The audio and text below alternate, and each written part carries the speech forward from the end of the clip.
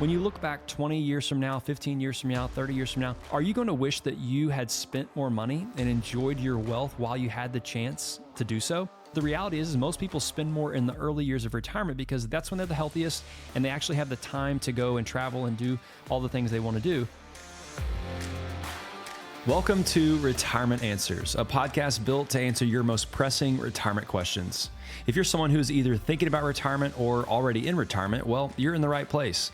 Hey there, my name is Jacob Duke, and each week I'll be walking through different tips and strategies to help you succeed in retirement. So let's go ahead and get started with today's show. Welcome back to another episode of Retirement Answers. As always, my name is Jacob Duke. I'm a certified financial planner, and the purpose of this podcast is to answer your retirement questions and hopefully give you confidence in your purpose and the ability for you to retire and do so successfully. So that's why I do this. That's why I love sharing these ideas and tips and strategies with you. And if you're a frequent listener, thank you so much for listening to the show. It really encourages me, and I love hearing from all of you who are emailing and reaching out and asking different questions. That's why I do this. So thank you so much. And if you're a new listener, well, welcome to the show. I hope you find this valuable today. And if you do, be sure to go back and listen to some previous episodes that I've got out that have really good ideas and strategies built into those. So if you find value in this as a listener, then I would love it if you could give a rating and review there on the podcast platform you're listening through, whether that's Apple Podcasts or Spotify. Would love it if you could give a rating. That way, other people just like you can discover the show and learn from these same tips and strategies. So by the title of today's show, you can see that today we're talking about how we can spend with confidence in retirement. Now, this is it might be the biggest struggle that I find as a retirement planner and speaking with retirees and pre-retirees all the time. It might be one of the hardest things for someone to do. Is have a confidence in their spending when they don't have an income from a job anymore and they have to live off their portfolio that they've saved and built over time. So I want to walk through this based on two different conversations I've had recently with current clients of mine, just some of the fears that are there. And then I want to give you three different tips or steps that you can take to hopefully build your confidence in your spending plan and know that you have a way forward and your retirement can be successful based on your spending expectations. So like I said, this conversation really stems from a couple different meetings and conversations I've had recently with current clients of mine. And these are people that have done a really good job of saving and investing for their retirement. Like both of these people have north of $1.5 million saved, and they have no debt. They paid off their mortgage, all of their other debts. They have no debt. They have really small expenses on a monthly basis relative to that $1.5 million or more dollars they have saved. Yet they're still scared to spend money and they're wanting to cut back on their expenses a month to month. So I had them come into the office and we discussed and walked through these different ideas and questions they had. We looked back at their retirement plan, some of the projections and the software that I'm using with them, and we quickly figured out that it's really not a math problem. Like they have the money to retire and honestly spend more money than they currently are. And I've explained to them that this is way more of a mental shift than it is a math issue in terms of the dollars and cents working out. And so I wanted to have this conversation with you today, the podcast audience, because I've found that the mental shift of going from saver to spender is sometimes the hardest part of actually transitioning into retirement and enjoying your retirement really well. So now I do want to make sure that I say that it really is a balance. Like you have to spend your money, but you also need to do it in a smart and thoughtful way. So you can't just say, hey, I want to spend $10,000 a month, but your portfolio only warrants a $5,000 a month spending threshold. That would be unwise spending. So we obviously need to do the planning on the front end and build in, hey, here's what we can expect our portfolio to do over time based on historical averages. And then also based on inflation and Social Security and other forms of income that might be coming in. Here's how much we can spend out of your portfolio each month and still have a sustainable portfolio throughout retirement, and then see where we fall relative to that. So what this is you've got to obviously do the math on the front end, but at the end of the day, we still have to have that mental shift of, yes, it's okay to spend X amount of dollars out of my portfolio and not have to worry about it. So whenever we do that, what we're doing is we have to think about how we can spend better and be thoughtful in how we're spending, right? So if that means we need to eliminate some unnecessary debt, we might need to do that. That means we need to have a thoughtful plan around how we're spending and where that money's coming from. Is it tax deferred? Is it tax free? Is it from a brokerage account? Should we turn on Social Security yet?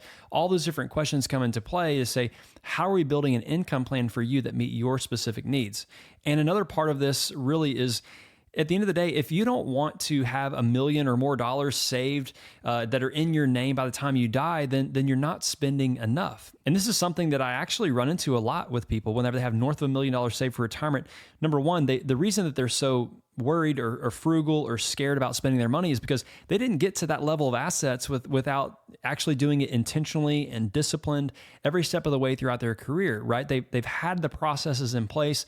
They knew that they had to save for retirement, so they did a really, really good job of that. And so for them, it's really ingrained in their mind and their daily process to say, I'm going to save money because that's what I'm supposed to do. And so whenever we get to that retirement age of saying, I'm going to stop saving because I'm no longer earning an income, and now I'm going to start spending out of my assets that I've saved, that's a really hard transition. So if we don't actually transition well mentally here whenever we go into retirement, well, what you're going to do is you're going to pass away with more money than you started retirement with, which means you did not enjoy or spend your assets in retirement the way you perhaps should have. Now, if you want to leave a legacy for your kids or grandkids, or perhaps leave all of your money to a charity or church or whatever's most important to you, now that's a different discussion. But some people end up saying, hey, I don't really care if I leave anything to anyone or any organization. I just want to enjoy my retirement as best as I can.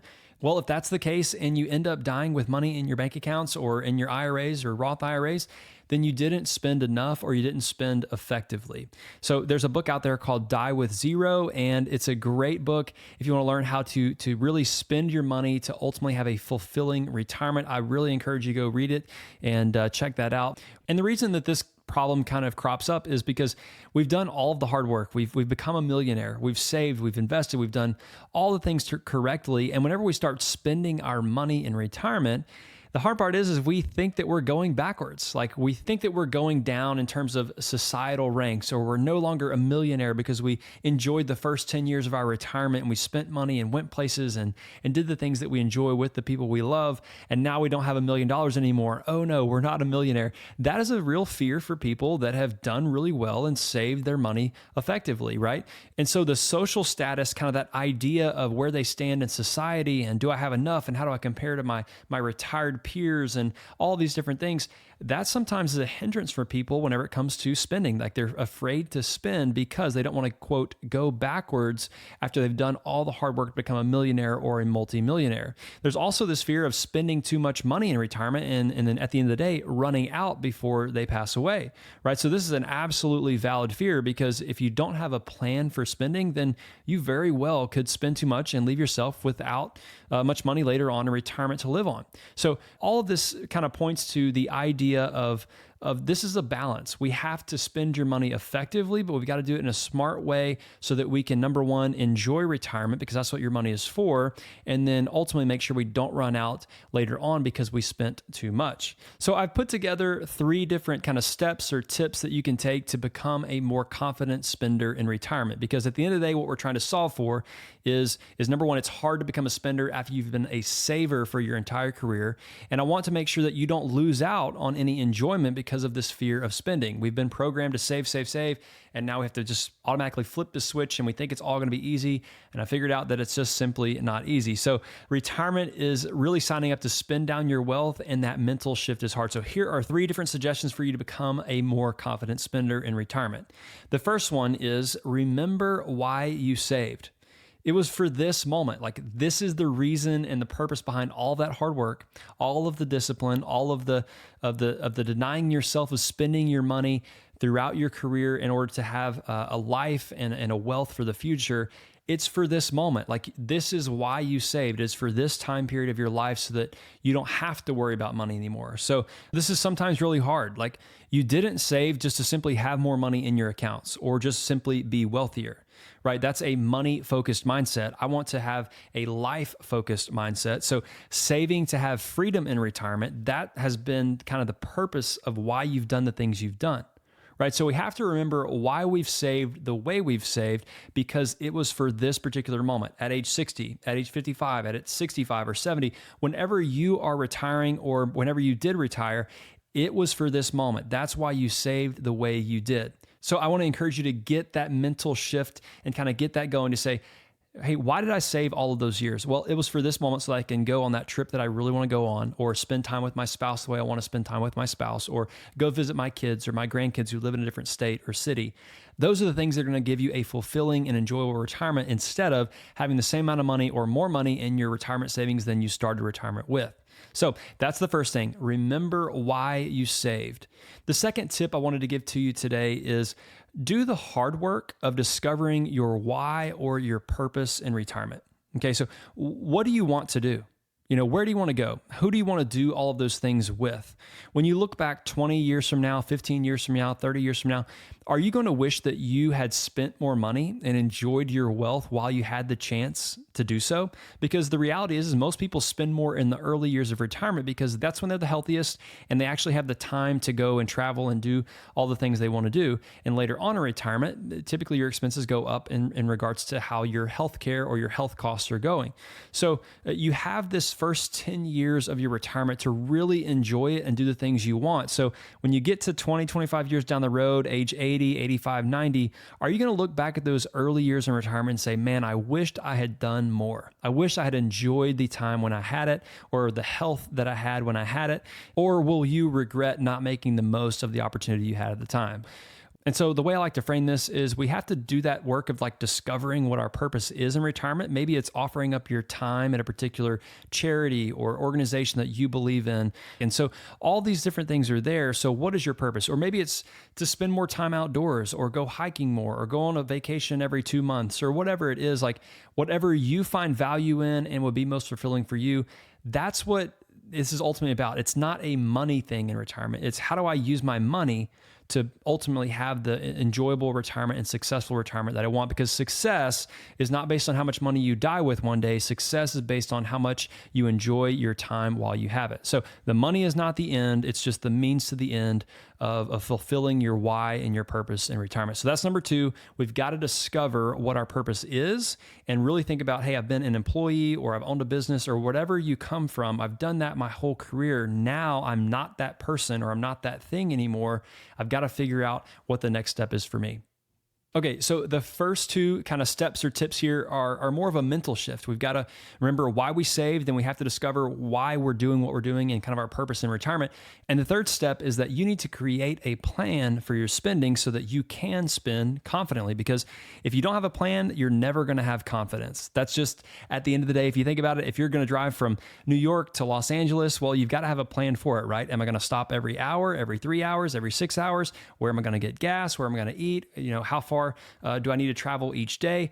All of those things, or should I fly instead of drive? All these different things are coming to play. And so if you don't have a plan and you're just driving down the road and hopefully end up where you've got to go, you've got to have a map to get there. You got to know where you're going and which roads to take and all these different things. If we don't have a plan, then we're not going to be very confident in terms of being able to reach that destination. So if you don't have a plan, you're never going to have the confidence to spend well in retirement, because we're really just scared of the unknown. And retirement is an unknown kind of, horizon that we're going through and walking through one day at a time.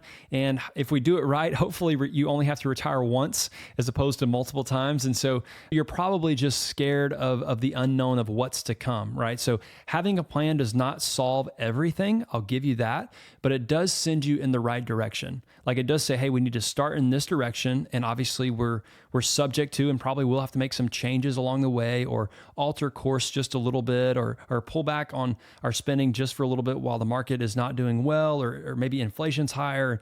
All these different factors are going to change throughout your entire retirement. But having a plan from the beginning allows you to make those small changes and tweaks along the way. And that's what I call ongoing planning. If we have a plan but no ongoing planning, well, that's a recipe for disaster. And if we don't have a plan on the front end and we just do planning each day, well, we don't know what our direction is, or kind of the path that we are hoping to be on. So we don't know where we are or where our destination is, then we're never going to get there. So how do I do this? Like, how do I create a plan for my clients? Well, number one, I like to do a 3-bucket kind of income plan. And what that does is we allocate certain dollars, and I've got episodes on this previously that you can go listen to, but we allocate certain dollars to achieve certain goals. So we have a short-term bucket, which is going to be your cash or your high-yield savings or your money markets. We have a mid-term bucket, which is going to be your bonds, your treasuries, your long-term CDs. You've got your long-term bucket, which is going to be your stocks or your equities.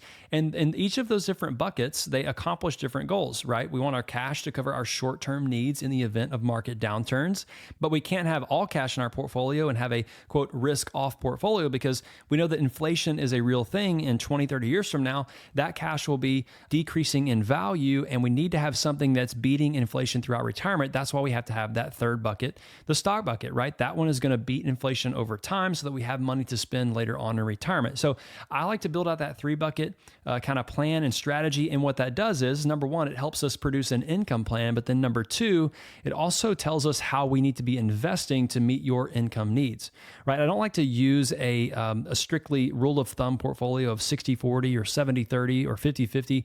I don't like to do it that way, because I believe that every person or every couple, they have different and unique needs for their retirement spending in terms of how they want to do things and what they need to do. And so I believe in actually building out the income plan first, and then we back into the investment plan to meet those income needs. So what that might mean is that you are maybe perhaps more aggressive than you otherwise thought you would be, or perhaps you're more conservative than you thought you needed to be. So that's one of the things that I like to do, is build out that bucket strategy for my clients. We've got to have that investment allocation, that investment plan. We've got to think about taxes and the implications of that, and where we should pull money from and when we should do that, or should we be doing Roth conversions, and does that help us long-term or help our kids or grandkids one day from a tax perspective? And also, I always use a retirement planning Monte Carlo projection, kind of looking forward software to help see potential outcomes. Like, if we do what we're trying to do here based on these assumptions of how much money we have, our investment allocations, and how much we expect to spend each month, how are we going to do? Like, are the odds of our success good, or are they really bad? And so if they're really bad, perhaps we've got to tweak some of those different levers. Maybe we need to increase our aggressive portion or our long-term bucket in terms of equities within our allocation, or perhaps we might need to pull back on our spending a little bit. But I find most of the time people can spend more than they realize, which ultimately means if they're not spending that money, they're not enjoying that money to the fullest extent. So I like to use all these different tools to really build out a retirement plan that you can be confident in, and then also along the way be able to guide you through those different things. So with that being said, one of the things that I think can help give you confidence in retirement beyond the dollars and cents or just the number crunching is having a partner to go through retirement with, right? And it's a really hard thing to navigate all these different challenges by yourself. So this might be self-serving. I totally get it. But the fourth kind of bonus tip I might have for you here is consider working with a financial planner. And a good planner focuses on more than just the investments. They help give you confidence throughout your retirement, because they're always looking out for you and looking ahead. And they're not just saying, hey, you need to have a 60-40 portfolio and talk to me next year. It's more of a fluid conversation with them to say, hey, look, my kid is doing this. I think I might go move to that city. Is this something that we can do? Oh, let's have a conversation around that. Is this possible? Do we want to sell our current house, buy another house? What's the difference in cost of living in terms of home prices and real estate and all the different markets and things like that? So all that to say is consider working with a really good financial planner, somebody who can sit down with you, understand your concerns, understand your needs, understand your desires, and then build a financial plan or retirement plan for you to meet those different desires or needs. And so having someone, another human to do that with, helps give you confidence to make sure you're on the right track, because we are emotional beings as humans. That's the way we're always going to be. And a computer can help us, absolutely. And AI even can help us, absolutely. But at the end of the day, having someone who understands you, the emotions that are tied to all the financial decisions we have to make, I think is very valuable. So consider working with a financial planner. And if you want to have a conversation with me about what that looks like, feel free to reach out. Just send me an email first to get started at jacob@retirementanswers.net. That's how we can get that conversation started. Or if you just simply have a question for me, I'd love to answer it there for you as well. So thank you so much for tuning into this week's episode of Retirement Answers. I really hope you found it valuable as we've talked about how you can spend confidently in retirement. Remember, the 3 steps are: you've got got to remember why you saved. It was for this moment that you saved. You've got to do that work of discovering your why or your purpose in retirement, because if we don't have a purpose for our money, we're going to always have anxiety around it. And then number 3, to help eliminate all of those fears, create a good plan for your spending so that you can spend confidently. Thanks so much for tuning into this week's episode. If you found it valuable, once again, go ahead and rate and review there on the podcast platform that you're listening through. And I look forward to talking with you again next week. Hey, it's Jacob again, and I wanted to extend a quick offer to you. If you have a question and you would like to have it answered here on the show, please email me at jacob@retirementAnswers.net. And I'd love to answer that question for you right here on the show. Also, I wanted to remind you that nothing discussed in today's episode is meant to be financial, legal, or tax advice. Retirement Answers is for educational purposes only. Thanks for tuning into this week's episode. I look forward to talking with you again next week.